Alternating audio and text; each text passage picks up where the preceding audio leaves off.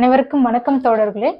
இன்னைக்கு நம்ம யூஜிசி நெட்ல இருக்கக்கூடிய அழகு 8ல தமிழக வரலாறுன்னு சொல்லிட்டு நம்ம பார்த்துட்டு இருக்கோம். அதோட தொடர்ச்சியா முன்னாடி நம்ம பார்த்தோம் அப்படின்னா தமிழகத்துல அயல்நாட்டு தொடர்புகள்லாம் நம்ம வரலாற்றுக்கு முந்தைய தமிழகம்லாம் சொல்லிட்டு வீடியோ போட்டிருக்கோம். அதை பார்த்துட்டு தொடர்ச்சியா இது பாத்தீங்கன்னா உங்களுக்கு ஒரு புரிதல் கிடைக்கும். இன்னைக்கு களப்பிரர்களை பத்தி தான் நம்ம பார்க்க போறோம். அதாவது ஏன் களப்பிரர்கள் நம்ம தெரிஞ்சுக்கணும் அப்படின்னு சொன்னா, அவங்க தமிழகத்துல வந்தப்போ எந்த மாதிரியான ஒரு மாற்றங்கள் தமிழகத்துக்குள்ளேயா இருந்தாலும் சரி, ஆட்சியில மொழியில எந்த மாதிரியான மாற்றங்கள் நடந்தது அப்படிங்கிறது தெரிஞ்சுக்கணும். அதனால இதுல இருந்தும் கேள்விகள் 1-2 வரதான் செய்யுது. அதனால இது தொடர்பான தலைப்பையும் நம்ம கத்துக்க வேண்டிய அவசியம் இருக்கு. இப்போ நம்ம களப்பிரர்கள் அப்படின்னு சொல்லி பார்த்தோம் அப்படின்னா, ஆய்வாளர்களுக்குள்ள பல்வேறு விதமான கருத்துக்கள் இருக்குது. இருந்தாலும் சில வரலாற்று ஆதாரங்களை வச்சுக்கிட்டு நம்ம கே பிள்ளை களப்பிரர்களை பத்தி சில முடிவுக்கு வராருங்க. நம்ம அதை கொஞ்சம் கூட பார்க்கலாம். அதாவது களப்பிரர்கள் அப்படின்னு சொல்றவங்களை எப்படி சொல்றாருன்னா கலவர் என்றும் குறிப்பிடுறாங்க. களப்பிரரை கலவர் என்றும் சொல்றாங்க. அதுக்கடுத்து கல்வர் என்றும் குறிப்பிடுறாங்க அப்படின்னு சொல்றாங்க. சரிங்களா? அப்போ இவங்க எந்த பகுதியில வாழ்ந்தாங்க அப்படின்னு சொன்னா, இது இந்த கலவர் கல்வர் என்பதெல்லாம் பாத்தீங்கன்னா நம்ம தமிழ் இலக்கியங்கள்ல இப்படி எல்லாம் குறிப்பிடுது அப்படின்னு சொல்றாங்க. இவங்க எந்த இடத்துல களப்பிரர்கள் வாழ்ந்தாங்க அப்படின்னு சொல்லிட்டு சொல்றாங்கன்னா, நம்ம தமிழகத்துக்கு வடக்கே இருக்கக்கூடிய வேங்கடம் பகுதிக்கு மேல் பகுதியில வாழ்ந்து வந்தாங்க அப்படின்னு சொல்றாங்க. அதுக்கடுத்து இவங்க எதனால தமிழகத்துக்குள்ள வர்றாங்க அப்படின்னு சொன்னா, இதுக்கு முன்னாடி இந்த ஆந்திரர்களால நெருக்குண்டு தெற்கு நோக்கி குடிபெயர்ந்தவர்கள் அப்படின்னு சொல்றாங்க. ஆந்திரர்களாலையும் களப்பிரர்களுக்கும் ஒரு சிறிய போர் மூண்டிருக்கலாம். அதனால தென் தமிழகத்தை நோக்கி இந்த களப்பிரர்கள் உள்ள பயணிக்கிறாங்க அப்படின்ற விஷயத்த சொல்றாரு. அப்போ இவங்க இந்த களப்பிரர்கள் உள்ள வந்த டைம்ல தான் தமிழகத்துல மிகப்பெரிய ஒரு குழப்பம் ஏற்படுது. இலக்கியங்கள்லயா இருந்தாலும் சரி, ஆட்சி பண்றதுலயா இருந்தாலும் சரி, அந்த மாற்றங்கள் எதனாலலாம் நிகழுது அப்படிங்கிறதெல்லாம் இதுல சொல்லியிருக்கிறாரு. அப்புறம் இந்த களப்பிரர்களை பத்தி சொல்லும்போது இவங்க எப்படி முறியடிக்கப்பட்டாங்க, எப்படி முழுமையா எந்தெந்த மன்னர்களால இவர் அழிவுற்றது அப்படின்னு சொல்லிட்டு இவர் சொல்றாரு. அதாவது பாண்டிய மன்னனான கடுங்கோன் நம்ம பார்த்திருப்போம். கடுங்கோன் அவராலையும், அதுக்கடுத்து சிம்ம விஷ்ணு என்ற பல்லவ மன்னனாலையும், முதலாம் நரசிம்மவர்மன் என்ற பல்லவ மன்னனாலையும், அதாவது பாண்டியர்கள்ல கடுங்கோன், பல்லவர்கள்ல அப்படி பார்த்தோம்னா சிம்ம விஷ்ணு, முதலாம் நரசிம்மவர்மன், அதுக்கடுத்து சலுக்க மன்னர்களான முதலாம் விக்ரமாதித்தன், 2ஆம் விக்ரமாதித்தன் என்ற சலுக்க மன்னர்களாலும் களப்பிரர்கள் அழிவுற்றனர் அப்படின்னு சொல்றாங்க. இவங்கெல்லாம் அந்த டைம்ல பல மன்னர்களா பிரிவுகளா இவங்க வாழ்ந்துகிட்டு இருந்தாங்க. அதாவது இவங்க தொண்டை மண்டலம், சோழ மண்டலம், பாண்டி மண்டலம்னு சொல்லிட்டு எல்லா இடங்கள்லயும் கைப்பற்றி ஆண்டுகிட்டு வந்தாங்க இந்த களப்பிரர்கள். அதனாலதான் இவங்களுக்கு இப்படி ஒரு அழிவு ஏற்பட்டதுன்னு சொல்றாங்க. அதுக்கடுத்து களப்பிரர்கள் யாருன்ற கேள்விக்கு இன்னும் உள்ள பதில் சொல்றாரு. என்னன்னா, இந்த கொடும்பாளூர் முத்தரையருடன் கிபி 8 to 11ஆம் நூற்றாண்டு வரை தொடர்பு கொண்டிருந்தாங்க அப்படின்னு சொல்றாங்க. யாரு? முத்தரையர்களோட தொடர்பு இருந்ததுன்னு. எந்த நூற்றாண்டு அப்படின்னு பார்த்தா கிபி 11 to 8 முதல் 11ஆம் நூற்றாண்டு, 8 முதல் 11ஆம் நூற்றாண்டு வரைக்கும் இந்த களப்பிரர்களுக்கும் முத்தரையர்களுக்கும் தொடர்பு இருந்ததுன்னு சொல்றாரு. மேலும் எப்படி சொல்றாரு அப்படின்னு பார்த்தோம்னா, மதுரையை சிறிது காலம் ஆண்டு வந்த கருநாடர்னு சொல்றாங்க. இந்த மதுரை பகுதியை ஆண்டுகிட்டு வந்த இந்த கருநாடர்கள் தான் களப்பிரர் அப்படின்னு சொல்லக்கூடிய ஆய்வாளர்களும் உண்டு. அதுக்கப்புறம் வேறு விதமா சொல்றாங்க. யாரு அப்படின்னா, வேளாள குலத்தை சார்ந்தவர்களுமான களப்பாளர்னு ஒரு இனத்தை சொல்றாங்க. வேளாள குலத்தை சார்ந்தவன் அந்த களப்பாளர் தான் களப்பிரர் அப்படின்னு சொல்றாங்க அப்படிங்கிற ஒரு முடிவு சொல்றாரு. அதுக்கடுத்து வேறு விதமா எங்கெல்லாம் சொல்றாரு அப்படின்னா, இந்த கலவர் இனத்தை சேர்ந்தவரான புள்ளி என்ற மன்னன் ஒருவன் வேங்கடத்தை ஆண்டு வந்தான். இந்த புள்ளின்றவர் ரொம்ப முக்கியம். ஏன்னா இந்த களப்பிரர்கள்ல இந்த புள்ளின்ற மன்னனை பத்தி ஒரு முறை கேள்வி கேட்டிருந்தாங்க. அதனாலதான் அவங்களுக்கு சொல்றேன்.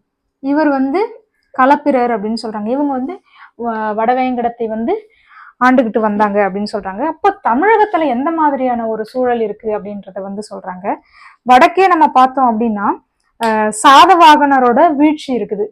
நம்ம கிட்ட அந்த டைம்ல வந்து அவங்களோட வீழ்ச்சியும் பின்ன பல்லவர்களோட கை ஓங்கி இருந்தது, அதாவது பல்லவர்கள் ஆட்சி உச்சத்துல இருக்குது.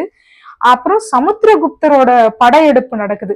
இது எந்த நூற்றாண்டு அப்படின்னா, அதாவது சாதவாகனரோட வீழ்ச்சி நடக்குது, பல்லவர்களோட வளர்ச்சி நடக்குது, அதுக்கடுத்து சமுத்திரகுப்தரோட படையெடுப்பு நடக்குது தமிழகத்துக்குள்ள. இது வந்து ஒரு கிபி 3-4ஆம் நூற்றாண்டுகள்ல தொண்டை மண்டலத்துல மிகப்பெரிய ஒரு மாற்றம் நடக்குது. அப்போ அந்த மாற்றத்தோட இடையில தான் இந்த நம்ம சொன்னோம் இல்லையா, வடவேங்கத்துல வந்து களப்பிரர்கள் வாழ்ந்து வந்தாங்க, ஆட்சி புரிஞ்சு வந்தாங்க. இப்ப புள்ளி என்ற மன்னன் அவங்க இங்க தமிழகத்துக்குள்ள வராங்கன்னு சொல்லிட்டு சொல்றாங்க. சரிங்களா? அவங்க வந்ததுனால எங்கெல்லாம் அவங்க கைப்பற்றாங்க, ஒரு அரசியல்ல மிகப்பெரிய ஒரு தமிழகத்துல ஒரு குழப்பம் ஏற்படுது அப்படின்லாம் சொல்றாங்க. அவங்க திடீரென்று குடிபெயர்ந்து தெற்கு நோக்கி பயந்து பல்லவரையும் சோழரையும் பாண்டியரையும் ஒடுக்கி தமிழகத்தில் கலகமும் கொள்ளையும் கொலையும் விளைவித்தனர். பாருங்க, இங்க வந்து நம்மளோட நாட்டை அதிகாரத்தை பிடிச்சுக்கிறாங்க. அதுக்கப்புறம் இவங்களால ஏற்பட்ட விளைவுகளை தான் இவர் வந்து சொல்றாரு. அதுக்கடுத்து இந்த சோழ நாட்டை கைப்பற்றி ஆண்டு வந்தவன் யாருன்னு சொல்றாங்கன்னா, களப்பிர மன்னனான அச்சுத விக்ரந்தன் அப்படின்னு சொல்றாங்க. சோழ நாட்டை யாரு, எந்த களப்பிர மன்னன் ஆண்டு வந்தான்னு ஒரு கேள்வி வரலாம். சரிங்களா? சோழ நாட்டை கைப்பற்றணும் வந்து அச்சுத விக்ரந்தன். அச்சுத விக்ராந்தன். சரிங்களா? இவர் தான் வந்து சோழ நாட்டை கைப்பற்றி ஆண்டுகிட்டு வர்றாருன்னு சொல்றாங்க. அதுக்கடுத்து தொண்டை நாடு. நம்ம தொண்டை நாடு அப்படின்னு சொன்னோம் அப்படின்னா காஞ்சிபுரம், வடார்காடு, தென்னார்காடோட சில மாவட்டங்கள் சேர்ந்து இருக்கக்கூடிய, அதாவது இந்த மாமல்லபுரம், இந்த இடங்கள் கடற்கரை பகுதியை ஒட்டி இருக்கக்கூடிய பகுதியெல்லாம் வந்து தொண்டை மண்டலம்னு நம்ம சொல்றோம். சரிங்களா? அந்த இடங்கள்ல தான் இவங்க வந்து சொன்னாங்க. அதுக்கடுத்து வேற ஒரு மன்னனை பத்தி சொல்றாங்க. என்னன்னா, அதாவது இந்த களப்பிரரே வந்து தொண்டை நாட்டுல யாரு ஆட்சி பண்ணாங்க அப்படின்னா, கலந்தை அப்படிங்கிற ஒரு இடத்துல, கலந்தை இடத்துல கூற்றுவன் சொல்லி ஒரு மன்னன் ஆட்சி செய்தான். இந்த கூற்றுவன் தான் களப்பிரன் அந்த டைம்ல தொண்டை மண்டலத்தை ஆட்சி செஞ்சுட்டு வந்தாங்க அப்படின்னு சொல்றாங்க. இதற்கான சான்று எங்கிருந்து சொல்றாங்க அப்படின்னா, இந்த கூற்றுவ நாயனாராக திருத்தொண்டர் தொகையில் இடம்பெற்று அதாவது என்ன சொல்றாங்கன்னா, இந்த கூற்றுவ நாயனார் இருக்காங்க இல்லையா, அவங்க வந்து இந்த திருத்தொண்ட தொகையில இவரோட பேர் வந்து பதிவு செய்யப்பட்டிருக்குது அப்படிங்கிற விஷயத்த வந்து பெரிய புராணம் சொல்லுதுன்னு சொல்றாங்க. அதுக்கடுத்து களப்பிர குலத்தை சார்ந்த நிறைய பேரோட வந்து பேரெல்லாம் வந்து குறிப்பிட்டு போறாரு. இப்ப நம்ம சொன்ன மாதிரிதான். அதுக்கடுத்து பார்த்தோம்னா, களப்பிரர்கள் வந்து வரும்போது எந்த மாதிரியான சமயத்துக்குள்ள மதங்களுக்குள்ள ஒரு மாற்றம் நடக்குது அது பார்த்தோம் அப்படின்னா, களப்பிரர் முதல்ல வந்து பௌத்தராகவும் பிறகு சமணராகவும் சார்புட்டு இருந்தாங்க அப்படின்னு சொல்றாங்க. முதல்ல பௌத்த மதத்தை அவங்க ஏத்துக்கிறாங்க, அதன் பிறகு வந்து சமண மதத்துக்குள்ள அவங்க வராங்க அப்படின்னு சொல்றாங்க. அதுக்கடுத்து இந்த கலவ குலத்தை சார்ந்த அச்சுத விக்ராந்தன் என்றொரு மன்னன் சோழ நாட்டை கைப்பற்றி அரசாண்டு வந்தான் என அறிகிறோம். இதை நான் முன்னாடியே சொன்னேன். அந்த டைம்ல தான் நம்ம புத்ததத்தர் வாழ்ந்த அந்த ஒரு புத்ததத்தர் என்ற பௌத்த அறிஞரோட வினய வினச்சியம் என்ற ஒரு நூலை வந்து எழுதுனதா சொல்றாங்க.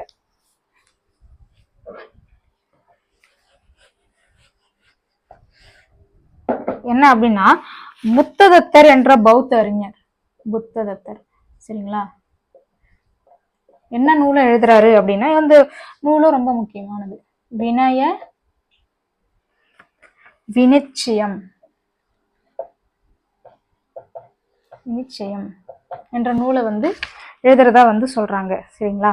அதுக்கடுத்து முதல்ல பௌத்தம், பின்னாடி சமண சமயம் வந்து வளர்றதுக்கு இந்த களப்பிரர்கள் உதவினாங்க அப்படின்லாம் சொல்றாங்க. ஆனா அதே டைம்ல பௌத்தமும் சமணமும் தமிழகத்துக்குள்ள வரும்போது என்ன மாதிரியான ஒரு மாற்றம் நடக்குன்னா, இந்த பௌத்தர்களும் சமணர்களும் எதெல்லாம் வந்து மறுக்கிறாங்க, வேண்டான்னு வைக்கிறாங்க அப்படின்னா, வைதிக சடங்குகளையும் வேள்விகளையும் ஆரிய சமயத்து தத்துவங்களையும் மறுத்தவர்கள். சரிங்களா? அதாவது சமஸ்கிருதம், அதோட தாக்கம், அவங்களோட கொள்கை, அந்த வைதிக சமயத்தோட சடங்கு, இது எல்லாமே இவங்க வந்து மறுக்கிறாங்க. இதுக்கு அவங்களுக்கு உடன்பாடு இல்லாத ஒரு சூழல் வந்து உருவாகுது. அதுக்கடுத்து இந்த சமணர்களும் பௌத்தர்களும் எந்த மாதிரியான மிகச்சிறந்த அறங்களை ஓம்பி வந்தாங்க அப்படின்னு சொன்னா, ஒரு புலால், அதாவது கொல்லாமை, இந்த உயிரையும் கொல்லக்கூடாது அப்படிங்கிற அவங்களோட பொதுவான அறங்கள் நடக்குது. அதுக்கடுத்து புலால் உண்ணாமை, நான்வெஜ் எல்லாம் சாப்பிடாம இருக்கிறது, எந்த உயிரையும் கொல்லக்கூடாதுன்றது அதுக்காக தான். அதுக்கடுத்து பொய் பேசாம இருக்கிறது, பிறப்பினால் உயர்வு தாழ்வு காணாமை என்னும் உயர்ந்த அறங்களை இவங்க வளர்த்தாங்க அப்படின்னு வரலாற்று ஆய்வாளர் வந்து சொல்றாருங்க. அதுக்கடுத்து இந்த களப்பிரர்கள் வந்த டைம்ல வேற என்ன மாற்றங்கள் வருது அப்படின்னா, இப்ப நம்ம மதங்களுக்குள்ள இந்த மாதிரியான மாற்றங்கள் சொன்னேன். அதுக்கடுத்து பார்த்தோம்னா தமிழ் மொழிக்கு தாழ்வும் பிராகிருதத்துக்கும் பாலி மொழிக்கும் அரசாங்க செல்வாக்கு கிடைத்தது. பாருங்க என்னென்ன மொழி அப்படின்னு சொன்னா பிராகிருத மொழிக்கும் பாலி மொழிக்கும் அரசாங்க செல்வாக்கு கிடைக்குது. பிராகிருதம், பாலி மொழி இது ரெண்டுக்குமே வந்து அரசாங்கத்தோட செல்வாக்கு கிடைக்குதுன்னு சொல்றாரு. ஆனா தமிழ் மொழி தாழ்த்தப்படுது. சரிங்களா? ஏன் அப்படி சொல்றேன்னா, இங்க அவங்க வந்து அந்த ஆட்சி நடக்கும்போது இப்படி ஒரு மாற்றம் நடக்குது. அடுத்து தமிழ் மன்னரோட இந்த நிலைமையில தான் இந்த பௌத்தர்களும் சமணர்களும் என்ன பண்றாங்க, தன்னோட மத போதனைகளை போதிக்கிறதுக்காக இங்க உள்ள வராங்க. அவங்களோட சொல்றதுக்கான நேரம் வந்து அப்பதான் நடக்குது. அப்பதான் நம்ம தமிழ் இலக்கியங்களுக்குள்ள 18 கீழ்கணக்கு நூல்கள் அப்படின்னு சொல்லிட்டு நம்ம பாக்குறோம். 18 நூல்களும் நீதி அறங்களை சொல்லக்கூடிய புகட்டக்கூடிய நூல்களாகவும் சிலப்பதிகாரம், மணிமேகலை போன்ற நூல்கள்லாம் இந்த டைம்ல தான் நம்ம தமிழ் மன்னர்களுக்கு ஆதரவு தெரிவிக்க இந்த மாதிரியான நூல்கள் வந்து எழுதப்படுது அப்படிங்கிற ஒரு சூழலை சொல்றாங்க. அதாவது இந்த இலக்கியம் உருவான சூழலையே இந்த களப்பிரர்கள் வந்ததுனாலதான். அதனாலதான் சங்கம், மருவிய காலம், களப்பிரர் காலம் அப்படின்னு சொல்லிட்டு நம்ம நீதி இலக்கியங்களை சொல்றோம். இந்த நீதி இலக்கியங்களை சொல்றதுக்கான காரணத்தை தான் இவர் வந்து விரிவா விளக்கிட்டு போறாரு. சரிங்களா?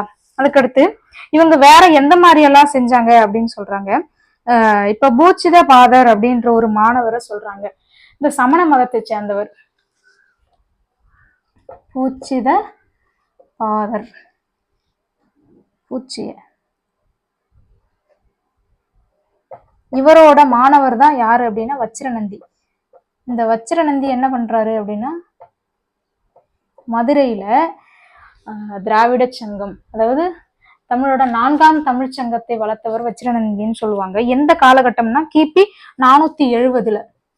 கிபி 470 இந்த காலகட்டத்துல ஒரு சங்கத்தைய நிறுவுறாரு. எதற்காக அப்படின்னா, சமண அறத்தை பரப்புவதும் சமண கொள்கைகளை விளக்கக்கூடிய நூல்களை தோற்றுவிப்பதுமே இச்சங்கத்தின் நோக்கமாகும் அப்படின்னு சொல்றாங்க. அவங்களோட கருத்து, சமண மத கருத்துக்களை மக்களுக்கு கொடுக்கறதுக்காக. அதனாலதான் இவங்க இலக்கியம், இலக்கணம் போன்ற நூல்களை எல்லாமே சமண சமயத்தை சார்ந்த ஒரு நூல்கள் அந்த காலகட்டத்துல வந்து எழுதுறாங்க. அந்த நூல்கள்லாம் வந்து இந்த திராவிட சங்கத்துல வந்து 4ஆம் தமிழ் சங்கத்துல வந்து வச்சு அரங்கேற்றம் கூட செய்யறாங்க அப்படின்ற விஷயங்கள்லாம் சொல்றாங்க. அதுக்கடுத்து இந்த நீலகேசி, குண்டலகேசி, யசோதர காவியம், சீவக சிந்தாமணி போன்ற காவியங்கள்லாம் இருக்கு இல்லைங்களா, இது தமிழ்ல தோன்றுவதற்கு காரணமே இந்த திராவிட சங்கம் தான். இந்த சங்கத்தோட அமைப்பு, இதோட பொருண்மை, இதோட நோக்கத்துக்காக தான் இந்த மாதிரியான இலக்கியங்கள் வந்து எழுதப்பட்டது அப்படிங்கறத வந்து ரொம்ப தெளிவா சொல்லிட்டு போறாங்க. அதுக்கடுத்து பௌத்த சமண அற ஒழுக்கங்களை பலவற்றையும் அதுக்கடுத்து தமிழ்ல இருக்கிறவங்க இலக்கியங்களும் சார்ந்து மன்னர்கள் சார்ந்து எல்லாரும் பின்பற்ற ஆரம்பிச்சுட்டாங்க. அந்த மதங்கள் வந்து ஃபாலோ பண்ண ஆரம்பிச்சுட்டாங்க. அதுக்கடுத்து இவர் என்ன வேற சில விஷயங்கள் சொல்றாங்க. ஓகே, மதங்கள் எல்லாம் வந்துச்சு, ஃபாலோ பண்றாங்க, ஆனா எந்த மாதிரியான பூசல்லாம் ஏற்படுதான்னு கேட்டா இல்ல, அந்த மாதிரி ஒரு பூசல்லாம் கிடையாது. ஆனா அவங்களுக்குள்ள வந்து ஒரு வாதம் நடக்குது. இப்போ ஒரு சமய கருத்தை இன்னொருத்தவங்க கிட்ட சொல்லும்போது வாத கருத்து நடக்குது அப்படின்னு சொல்றாங்க. அந்த சமயம் என்ன விஷயம் அப்படின்னா, அதுதான் அதை உணர்த்துறதுக்கு குண்டலகேசி, நீலகேசி போன்ற சமண காவியம் வந்து இதை உறுதிப்படுத்துது. அவங்க வாதம் தான் செய்யறாங்க, பெரிய பூசல்லாம் நடக்கல அப்படின்னு சொல்றாங்க. அதுக்கடுத்து களப்பிரர் காலத்தில் வழங்கி வந்த பல்வேறுபட்ட சமயங்களும் சிறப்பானவை அப்படின்னு சொல்றாங்க. இது பாருங்க, அந்த களப்பிரர் காலகட்டத்திலேயே வந்து எந்த மாதிரியான சமயங்கள்லாம் இருந்திருக்கு தமிழகத்துல, எதெல்லாம் பேசப்பட்டிருக்கு அப்படிங்கிறத வந்து சொல்றாங்க. ஏன்னா அதுவும் ரொம்ப முக்கியமானது. ஏன்னா இதெல்லாம் வந்து நீங்க பாத்தீங்க அப்படின்னா ஒரு கோட்பாடுகள்ன்ற நூல்கள்லயோ இல்ல வந்து பௌத்த கோட்பாடு, சமண கோட்பாடு இந்த மாதிரியான நூல்கள்லாம் நம்ம தேடி பார்த்தோம்னா இந்த மாதிரியான சமயங்கள் வந்து பேசியிருப்பாங்க. சிலப்பதிகாரம், மணிமேகலை இந்த நூல்கள்லயே கூட நீங்க ஒரிஜினல் டெக்ஸ்ட் எடுத்து பாத்தீங்கன்னா தெரியும், இந்த சமயங்களோட வாதிட்டாங்க மணிமேகலை அப்படின்னு சொல்லிட்டுலாம் நிறைய கருத்துக்கள் இருக்கு. அதுதான் இப்ப வந்து சொல்றாங்க. அதாவது என்ன மாதிரியான களப்பிரர் காலகட்டத்துல தமிழகத்துக்குள்ள வருது அப்படின்னா வைதிகம் நமக்கு தெரியும். அதுக்கடுத்து சைவம், அதுக்கடுத்து பிரம்மவாதம், பாருங்க, இதெல்லாம் நம்ம கேள்விப்படாத மாதிரி இருக்கும் சில பேருக்கு. ஆனா இந்த இலக்கியங்களை படிக்கிறவங்களுக்கு அதுல புரியும். ஆசி ஆசீவகம், நிகண்டம், அடுத்து சாங்கியம்,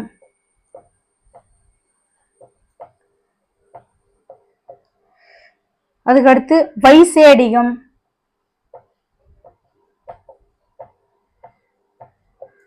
அடுத்து பார்த்தோம்னா பௌதிகம், அடுத்து பார்த்தோம்னா உலோகாயுதம்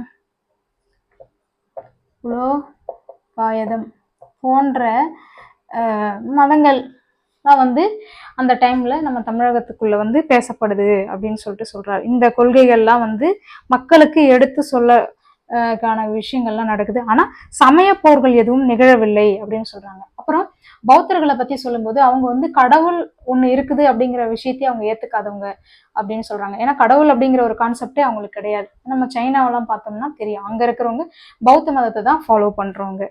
அடுத்து சமணர்கள் வந்து யாருன்னா அருகு கடவுளை வழிபட்டாங்க. அவங்களோட சமய கொள்கைகளை விளக்குறதுக்காகவே நிறைய தமிழ்ல வந்து நூல்கள் இயற்றப்பட்டது அப்படின்றதெல்லாம் சொல்றாரு. ஆனா பிற்காலத்துல என்ன, அதுக்கப்புறம் இது வந்த டைம்ல என்ன இருந்துச்சுன்னு சொன்னோம். அதுக்கடுத்து கொஞ்சம் கொஞ்சம் வளர்ச்சி கொஞ்சம் பரவ ஆரம்பிக்கிற அந்த டைம்ல என்ன மாதிரியான மாற்றம் நடக்குதுன்னா, பௌத்தர்கள் கடவுளை ஏத்துக்கல. ஆனா சமணர்கள் வந்து வைதிகத்துல இருக்கக்கூடிய சில கடவுள்களை அவங்க ஏத்துக்கிறாங்க. எப்படின்னா எதெல்லாம் அப்படின்னு சொன்னோம்னா, வாசுதேவனையும் பலதேவனையும் அவங்க வந்து வழிபட ஆரம்பிச்சிருக்காங்க சமண சமயத்தை சார்ந்தவங்க. அதுக்கான எடுத்துக்காட்டா இன்னைக்கு நம்ம காஞ்சிபுரத்துல இருக்கக்கூடிய கோவில் எல்லாம் நம்ம போய் பார்த்தோம்னா, உள்ள வந்து கருவறையில இத மாதிரி அவங்களோட கடவுள் சிலை எல்லாமே இருந்தாலும் சமண மதத்தை சார்ந்து இன்னைக்கு இருக்கக்கூடிய பலதேவன், அதுக்கடுத்து வாசுதேவனோட சிலையெல்லாம் வந்து இருக்கிறத நம்மளால பார்க்க முடியும். அது மட்டும் இல்ல திருமகள் வழிபாட இவங்க வந்து ஏற்றிருக்கிறாங்க அப்படிங்கலாம் சொல்றாங்க. இது பின்னாடி நடந்த ஒரு சமணத்துக்கும் வைதிகத்துக்கும் இருந்த ஒரு மாற்றம்னு சொல்லலாம். அதுக்கடுத்து இந்த சமணருக்கும் பௌத்தருக்கும் இடையே வந்து கருத்து வேறுபாடு வருது. ஏன்னா இவங்க கடவுளை ஏத்துக்கிறவங்க, இவங்க கடவுளை ஏத்துக்காதவங்க, இதனால ஒரு பூசல் சிறியதா நடக்குது அப்படின்னு சொல்றாங்க. அதுக்கடுத்து பௌத்தர்களுக்கு என்ன பண்றாங்க அப்படின்னா, காஞ்சிபுரம், காவேரி பூம்பட்டினம் இந்த பெரிய பெரிய நகரங்கள்ல வந்து பெரிய பெரிய விகாரைகளை அமைத்து சமய பணி வந்து செய்து வந்து வைந்தாங்க அப்படின்னு சொல்லிட்டு நம்ம பௌத்தர்களை வந்து பேசுறாங்க. ஆனா சமணர்கள் எங்க போய் என்ன மாதிரியான விஷயங்கள் செய்யறாங்க அப்படின்னா, அவங்க வந்து நகரங்களிலும் நாட்டுப்புறங்களிலும் மலை குகைகளிலும் காடுகளிலும் படர்ந்து சென்று எண்ணற்ற சமண பள்ளிகள் நிறுவியும் அவங்களோட சமண கருத்துக்களை வந்து வழங்கி வந்தாங்க அப்படின்னு சொல்றாங்க. அதாவது காஞ்சிபுரம் போனோம்னா பௌத்த சமய கொள்கையை நம்மளால பார்க்க முடியும். இன்னைக்கும் அங்க ஏகப்பட்ட விஷயங்கள் வந்து இருந்திருக்கு. இன்னைக்கு நலந்தா பல்கலைக்கழகத்துல இருந்து ஒரு தர்மபாலர்னு சொல்லிட்டு ஒரு மன்னர் வந்து அந்த டைம்ல ஒரு ஸ்காலர், அவர் வந்து இங்க காஞ்சிபுரத்துல இருக்கக்கூடிய மிகப்பெரிய ஸ்காலர் கிட்டதான் வந்து படிச்சுட்டு போனாரு அப்படிங்கிற ஒரு தகவல்லாம் நமக்கு இருக்கு. அப்ப என்ன ஆகுதுன்னா, இந்த சமண சமயத்தை சார்ந்தவங்க வந்து நிறைய நூல்களை ஏற்றாங்க. இந்த வைதிக சமயத்தை உள்ள ஏத்துக்கிட்டதுக்கு அப்புறம் பௌத்தர்களோட நிலைமை குறைய தொடங்குது, அவங்களோட சமயம் வந்து ஒடுங்க தொடங்குது அப்படின்னு சொல்றாங்க. என்னன்னா அங்க இங்க சொல்லும்போது இக்காரணத்தால் பௌத்தத்தின் செல்வாக்கு குறைந்து கொண்டே வந்து இறுதியில் அச்சமயமானது நாடு நின்றும் ஒருங்கே மறைந்து போகும் அளவிற்கு அதன் நிலை குன்றிவிட்டது. ஆனா இந்த சமணர்கள் யாரோட அந்த டைம்ல போரிட வேண்டிய ஒரு சூழல் வருது அப்படின்னா, சைவத்துக்கும் வைணவத்துக்கும் இடையில ஒரு அவங்க போராடக்கூடிய ஒரு சூழல் வந்து உருவாகுதுன்னு சொல்றாங்க. ஆனா பௌத்தர்கள் சிலர் வந்து மறைமுகமாக சிவனோட உருவத்தை வந்து வழிபாடா ஏத்துக்கிட்டாங்க அப்படின்னு சொல்றாங்க. ஆனா ஆய்வாளர் என்ன சொல்றாருன்னா, சிவன் வழிபாடு அப்படிங்கிறது வந்து நம்ம சங்க இலக்கியங்கள்ல இருந்தே இருக்கக்கூடியது. அதுக்கும் இந்த இவங்களுக்கு வந்து சொல்றது சில புராண வழக்குகள்லாம் இதோட வந்து கலந்து விட்டது. அப்படி சொல்லக்கூடிய மரபு வந்து இந்த புராணம் கலந்ததுனால இந்த மாதிரியான ஒரு பேச்சு இருக்கு அப்படிங்கிறதெல்லாம் சொல்றாரு. அதுக்கடுத்து தமிழ்நாட்டில் ஊறி போயிருந்தமையால் கடவுள் இல்லை என்று திட்டவட்டமாக கூறிய பௌத்த சமயத்துக்கு செல்வாக்கு குன்றி வந்ததில் வியப்பேதும் இல்லை. அத்துடன் பௌத்த சமய தலைவனான அச்சுத விக்ராந்தகன் கடுங்கோன் என்ற பாண்டியனாலும் சிம்ம விஷ்ணு என்ற பல்லவ மன்னனாலும் ஒருக்கப்பட்டு அவனுடைய ஆட்சிக்கு ஒரு முடிவு ஏற்பட்ட பிறகு பௌத்தத்துக்கு வெகு விரைவாக இரக்கமும் ஏற்பட்டு வந்தது அதனால களப்பிரர்கள் அப்படின்றவங்க இப்படி மாறினாங்கன்னு நான் இடையிலேயே சொன்னேன். அப்ப நான் களப்பிரரை பத்தியே பேசலன்னு நினைக்க கூடாது. அவங்க பௌத்தத்தை ஏத்துக்கிட்டாங்க, பின்ன சமணத்தை ஏத்துக்கிட்டாங்க. இப்படியான ஒரு நிலை வந்து இருக்கும்போது பின்னையும் பௌத்த மதம் வந்து ஒழியுது. அப்பதான் களப்பிரர்களும் வந்துட்டு முன்னாடியே நம்ம சொன்னோம், சில மன்னர்கள் வந்து அவங்களால அழிவுற்று ஏற்பட்டிருக்கு அப்படின்னு சொல்லிட்டு அழிவு காலம் அதெல்லாம் வந்து சொன்னேன். இப்படிதான் ஒரு களப்பிரர்களை பத்தி நடக்கக்கூடிய சில மாற்றங்கள் வந்து நடந்ததை வந்து பதிவு பண்றாரு. தொடர்ச்சியா நம்ம அடுத்து பல்லவர்கள் வீடியோ வந்து அடுத்த வீடியோல பார்க்கலாம். நன்றி, வணக்கம் தோழர்களே.